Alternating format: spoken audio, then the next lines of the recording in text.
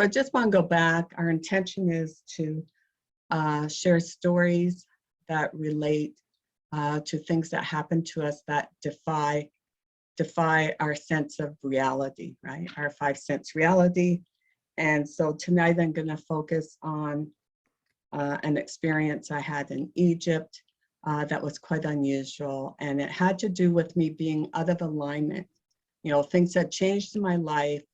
I was resisting making some major changes. And so something happened. But when that event happened, I did receive assistance. And so I'm going to share that experience now. But before I go into that, I just want to give you a bit of background. Prior to me being an overseas teacher, I worked in local government in museums. And so I had, I'd say, well, I worked there for 17 years. I'd say several of those years, I was a middle manager and supervisor. So those skills really helped me as a teacher. You know, I had really good relationships with students, but I could be very firm with them. They respected me. And a lot of it, I think, came from my experience, working, managing people and students, cooperative students and grant staff, that sort of thing, and volunteers. So when I got into international teaching, I really did quite well in that field. So I left the city of Hamilton. That's where I was working. I left in 2001. I finished a BA in anthropology, was what I majored in. And then I went and got my teaching degree. So by the time I went overseas, I was 45 years old, and my life really took off by then. And I was very successful. I went overseas in 2004, and I remained overseas off and on, coming back for the summer to Ontario in 2000, and up until I returned back to Canada permanently in December 2014. So as I'm overseas, I'm learning a lot about other things going on in the world. And so that was changing me, right? And so by the time 2012, 13, 14 came along, I kind of knew that I was changing so much that I was having a hard time remaining in teaching, okay? So in the summer of 2013, while in Canada, I was thinking more and more about moving here more permanently and settling in Vancouver. This is why I did not sign a contract to go back in the fall of 2013. So I was, more and more thinking I have to leave Egypt, but I wouldn't do it, right? So I still had my apartment in Cairo. I had all my stuff there, and something kept saying to me that I should not go back and teach there, right? But about January 2014, I flew back to Egypt and I changed to another school. And, I started teaching and that sort of stuff. And I said to them, I'll come back in the fall and, I'll work some more, even though a little voice in my head was saying, you're done with this, right? You're done. Okay. So I came back to Canada for the summer of 2014 and then returned to Egypt in August that year to begin the school year. And a few meetings back, Shima missed this, but in a few meetings back, I talked about me being in the auditorium of that school and the superintendent's up on the stage, and he's saying some really strange things, like it's a teacher's orientation. So they're usually just telling you, like, welcoming everyone to the new school year, they're introducing new staff, that sort of stuff, right?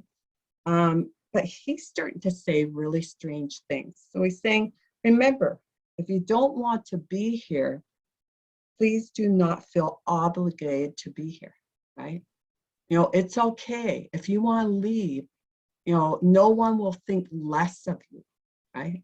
And he kept repeating this. I'm thinking, like, this is the strangest teacher's orientation I've ever been to, right? And so, you know, after he did the orientation, I turned to a fellow teacher. I said, don't you think that's strange what he was saying? And I said, you know, about, you know, if you don't want to be here, leave, that sort of stuff. And she said, I didn't hear him say that. And I went, oh. And so I asked a few other staff afterwards. They didn't hear him say any of that. So I started teaching a 5th grade class, but I noticed that I no longer felt the same about teaching.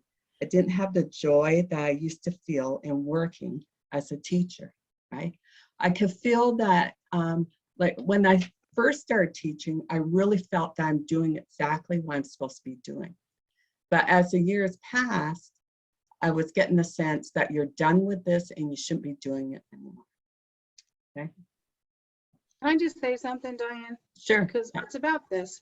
I knew Diane in this time and in Egypt, and she was coming to me to be my demonstration body for while I was teaching Reiki and all the other alternative stuff I taught. And she told me this. She wasn't feeling like coming back. She didn't know. And I was like, okay, well, you know, let's see what's going to happen. And I had been there already almost 20 years in Egypt. I went back the end of 13. 14, she went back into Egypt. I was supposed to go back, but the person I was with didn't have access to Egypt any longer, so I couldn't go back in. I could go back in, but he couldn't. So that changed my trajectory. But when she decided that she was, well, not decided, when the first started happening, it was earlier, like, you know, early 13, early January. Like, oh, yeah. Yeah. She was like, I don't know, I'm not going to sign. You think I should sign the contract? I don't think I want to sign the contract. Back and forth. And I know you didn't. So I thought, okay, she might, good.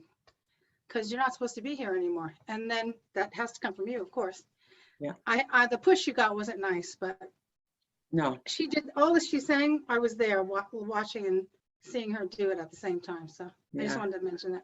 Yeah, that's important, right? Because I think it is a longer journey through that sometimes, especially with me, right? You know, should I, and it could go on for a couple of years, right? Yeah. And so, you know, yeah, it was something I was, you know, getting more and more of those messages that I'm not to be here anymore, right? So it's the second week of classroom teaching, and I was really frustrated with the class. I'm reading this because I do want to post this online as well. It was a Thursday, and in Egypt, Thursday is like our Friday here. Our weekend is Friday, Saturday there. Okay, so this would be almost like a Friday night, a Thursday night. Okay. So it was a Thursday. It was the end of a very stressful teaching day and the end of the week. So I was packing up for the weekend. I received a very strong message in my mind to pack up all of my stuff, that I should not leave anything, especially personal belongings, in the school. So usually I would have like an extra pair of shoes there, maybe a sweater, some of my personal teaching books, that sort of stuff. I packed everything up. Okay. When I got home, I sat and thought about the school and the students. I really felt that I should just quit. But then I thought, maybe I will feel different once I eat and then rest over the weekend, right? It was getting late and I hadn't eaten dinner. So I stood in my living room pondering, you know, whether to go out to eat or stay home. I'm standing there, okay? And I have like, you know, I had two purses on. One that was like this, a black pouch, okay? Slung over my shoulder like this, right? And then another one, like the Bedouin ones, right? Oh, yeah. A bigger one over top with a book in it, Okay, and I'm standing there, shouldn't I go out, you know, blah, blah, blah, indecisive, right? Okay. So I decide, you know, I'm gonna go out, right? And but the thing is, that time of year in September, it gets dark about 6 p.m. and this is 7:30. It's dark out, right? And in that area, there aren't a lot of street lights, right? You're walking in the dark. So I decided to go out to an Indian restaurant a few blocks away.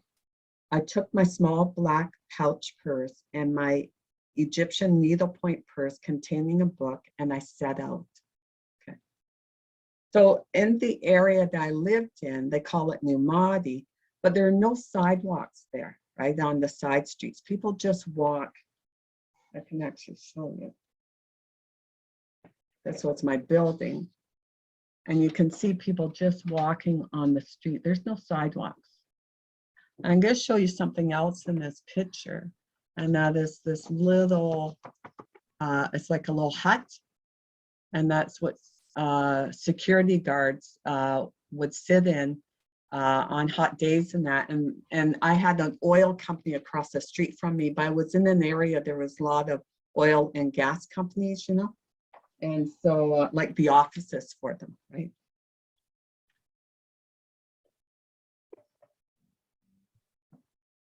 So in that area, Mahdi, there are no sidewalks on the side streets. So I just walked along the road and it was dark and I walked, you know, along my street and then I turned right onto the next side street and I was continuing on towards the Indian restaurant a few blocks away. There was no one walking on the street and just a few cars passed by. It was quiet around there as it was the weekend, so the oil and gas companies along there were closed, right? There are no security guards or anyone like that around. Okay. Before I knew it, I was pulled forward and flipped over and dragged on the ground for a couple of feet. My face was in the dirt and sand, and I looked up to see two guys on a small motorbike, and the guy on the back was wearing a helmet, which, by the way, is quite unusual. A lady would tell you that. They usually don't wear helmets, right? He had a helmet on, and I could see his white t-shirt, and he had my little black pouch in his hand, right? And I could see the thin string strap broken and flowing in the air. And I saw an older Egyptian man turn around on his motorbike and he rode after them. So this is this is me on the ground, and you can see this is the older fellow going after the guys, right, on the motorbike. These are just buildings on either side.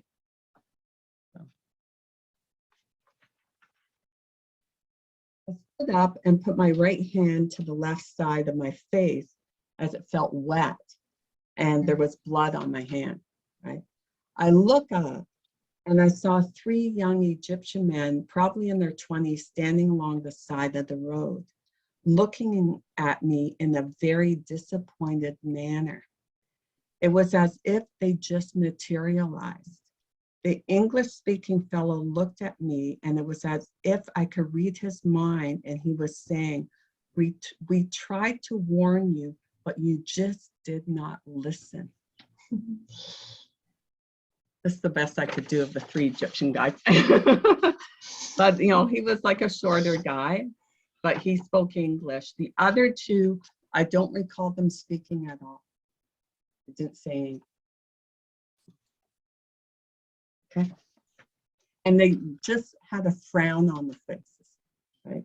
The three of them walked towards me. The leader said, "There's a chair over there. Can you walk?" I said, "Yes," and they guided me to the chair. It was a security guard's chair outside of a booth that belongs to an oil and gas company. Because it was the start of the weekend, the company was closed and the guard was off duty. As I sat in the chair, I got this message in my mind. It was, just observe. The first Egyptian man said something in Arabic to the second one. The second fellow walked just a few steps behind the booth, and in seconds he appears with a large bottle of water. I wondered, how could that be? The building was closed and there was no place for anyone around to give him that water. The leader said to me, "We are going to wash the dirt and blood from your face." I nodded, okay, and the three of them began washing my face. And just to give you a sense of what I meant by that with the company, here's the chair in front of the security guard's booth. And that, while I'm in the chair, the one fellow just went off to the side just a little bit. And then he comes out with this bottle of water. Like, how could he do that? Right? Where could he possibly get them? Then the older Egyptian man who had chased the guys on the motorcycle appeared with my black pouch. He handed it to me and said something in Arabic. The English speaker interpreted. He said, "The youth tossed your pouch because he was chasing after them." So the guy on the bike panicked, I guess, and just tossed it, right? And the guy found it, got it, right? The string was gone, but all of my important contents, my phone, my ID, the keys to my apartment, because I had no spare key, and neither did the owner of my apartment, because he didn't want a spare key to my apartment, right? And I used to keep one outside hidden, but my friend, every time I'd go away and she'd check my place, she'd always put it inside because she was afraid someone would take it. I hadn't put it back in that place. So I needed the keys to my place. You know, my bank cards, cash was in it as well. Right? Wow. And another thing in that pouch, because I had the flap, I always, if I had the 5 Egyptian pounds, if I had 5 Egyptian pounds, I used to fold it up and put it in the flap of my pouch, right? So everything was there except that 5 pounds, right? That I usually tucked in the pouch. So I deeply thanked the man for getting my purse back. All of a sudden, I see a little old Boab, and a lady, and what the Boabs are, you know, they are like watchmen, or they're not really a superintendent of the building, but they kind of keep an eye on the building, that sort of thing, and do a little bit of cleaning of the floors and that, right? And they're a bit of a security person for the building too, right? So this little skinny Egyptian man, little man, comes up across the street towards me, and he says something in Arabic. And the English speaker said, "He saw this bill fall out of your purse and he is returning it to you." It was the 5 pounds I had tucked under the flap of my pouch. It brought tears to my eyes because Boabs make very, very little money, and 5 pounds is a lot to them. He was being so kind and honest with me. The young Egyptian fellow then said, "There is a pharmacy just over there. Let's take you inside." The 3 of them walked me over to the pharmacy that was about 4 buildings over. The lead fellow explained to the pharmacist what happened. He said, "Your face," and so the pharmacist starts to wash my face with antiseptic wash and puts cream on it and all this, right? He said, "Your face will be okay. It will heal, but you need to go to the hospital about your arm. It doesn't look good." It was then that I looked down at my left arm and realized there wasn't something right there, right? Something was wrong. It was all swollen and I couldn't bend it. The English speaker asked me what I wanted to do. And I said, I will go home and call my Egyptian friend and she will help me at the hospital. So the 3 Egyptians escorted me to my building, one on either side of me. and the leader in front. They wanted to make certain I was well protected from, any cars or motorcycles or any bicycles, anything that could, harm me, right? All of the buildings were in darkness now that at that time in Egypt, because there were a lot of blackouts after the revolution in 2011, right?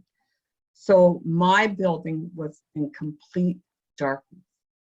So my Boab's older son was there. And what was interesting about that, in the 7 years, I lived in Egypt for 7 years. And those 7 years, I probably saw his older son maybe 5 times. He happened to be there that night, okay? Because he lived in another part of Cairo, right? So he escorts me. I say goodbye to the 3 men that helped me, and the Boab's son escorts me up to my apartment using the flashlight from his mobile phone. Okay. When I got inside, I called my Egyptian friend Susie, and she said she would, come as soon as possible. So it would take her about an hour to get there. I called fellow teachers, let them know what was happening, that sort of stuff. I called another teacher that I knew had a private driver, so that when Susie showed up, the 2 of us could just take this driver to the hospital. Right? So I get to Al Salam International Hospital, and it turns out that I had a broken elbow. After meeting 4 doctors, all who said I needed surgery, I did choose the top orthopedic surgeon in Egypt to do the surgery. And so, that's what I did. When I think about this experience, it was as if everything fell into place. Just the fact that I got my purse back was like a gift from the heavens, as I needed my keys, my phone, and ID. Right? So what's interesting about that story, I happened to share it with a fellow expat woman. And she said, well, that's interesting, because a few weeks ago, she said, my son was at one of the Medans, like the traffic circles in Cairo, in Madi, like not far from where I live.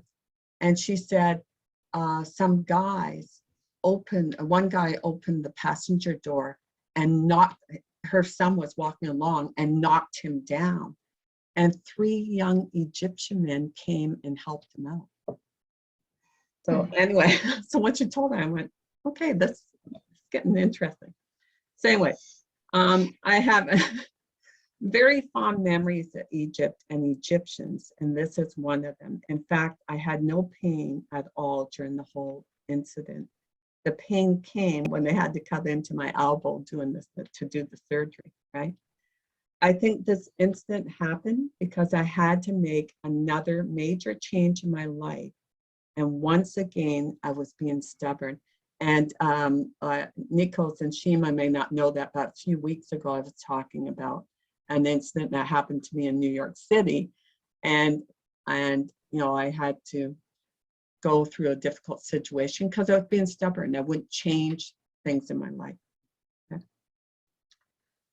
So now whenever I'm motivated by fear to make a change, my elbow tingles to remind me that I should not do so if it's out of fear, right? Just make it a smooth transition, right? When I look back, I realized that Egypt was an important place for me to experience and learn a lot, but was not my permanent home. I had other things to do, and so I had to leave there, right? After all of my physiotherapy was done, and I made arrangements to ship my Egyptian items and furnishings to Canada, I left Egypt on December 16, 2014, with many fond memories. So there we go. Any comments?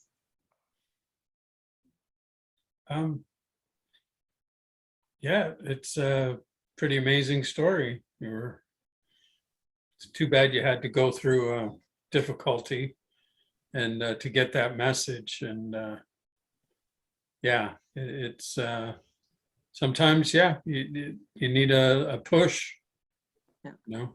Yeah, I should mention, Shima doesn't know, but Dave is my husband. And I was in Cairo, like we had a long distance relationship for several years. And when this incident happened, I was Skyping with him and he said, "Oh, put the camera on." And I said, no, Dave, like you don't want to see this. Like, I'm fine, Dave, but you don't want to see this, right? Like my whole face. He said, no, I can take it, put the camera on. And so I tried to put the camera on and the camera would not go on. So, Yeah, I mean, I can relate with that because there are so many instances, like they're not on top of my mind to say it now, but it just like the universe sending you a message, and sometimes, just like you said, you're just being stubborn, like I'm not listening because I'm like, no, like sometimes I need something and I'm just like going through that. But like I definitely get the messages like no, like the universe sending me signals. And same thing, whenever I don't listen to it, it's just like something happens and like stops me. And I think it actually has with you being aligned with the universe, so much so that you get the messages, because sometimes we are just so, is that unaligned, that you don't even get those messages, right? You don't even like, it's good that you are conscious, like you feel it, like you feel like, oh, like there's a feeling inside me, there's a voice inside me telling me this, but you're still not doing it. So the same thing happened to me like over and over again. Like it's just like I have to stop this, or I have to keep like doing something else, and I'm like not doing that. And then for some reason it's like, oh, okay, like something happens and then I had to do it. Like, so I definitely can relate to that because it happened to me like so many times before too.